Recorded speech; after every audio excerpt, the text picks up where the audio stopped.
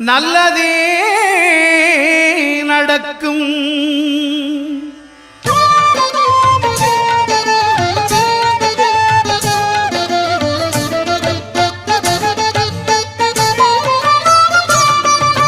9 கோளும் ஒன்றாய் காண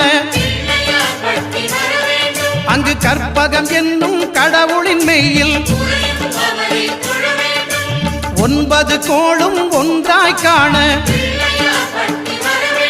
அங்கு கற்பகம் என்னும் கடவுளின் மெய்யில்